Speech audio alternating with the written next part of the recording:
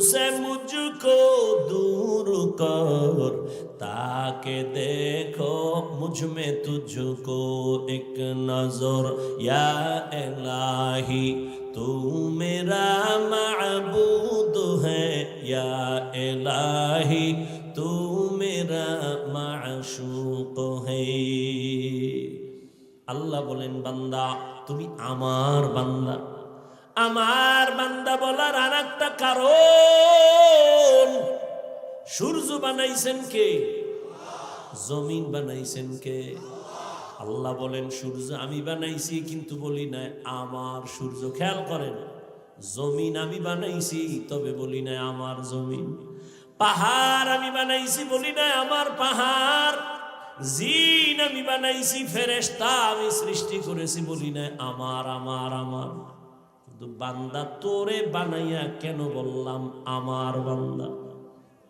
আমার একটা ছেলে আছে, ওই ছেলের জন্য জামা বানায় দিছি আমি, টাকাও দিছি আমি, টুপি কিনে দিছি আমি, জুতা কিনে দিছি আমি। একজনে কয় হাফিজ ভাই এই ছেলের জামা দইরা কয় জামাটা কার? আমি বলি এটা আমার না। বানাইছে কে? আমি। টাকা দিছে কে? আমি। ছেলের মাথার টুপি নিয়ে কয় হাফিজ ভাই টুপি কার? বলি আমার না। কিনা দিছে কে? আমি। কেন বলি আমার না? এর কারণ হলো ওই জামা কাপড় টাকা আমি দিছি, বানাইছি, তবে এটা আমার জন্য বানাই নাই। অতএব এটা আমার ছেলের। আর ছেলে কার? বলবো ছেলে হলো আমার। আসমান আমি বানাইছি বান্দা, বলি না আমার। জমিন আমি বানাইছি, বলি না আমার। কেন? কারণ এগুলো আমার জন্য বানাই নাই, সব আমি বানাইছি বান্দা তোর জন্য।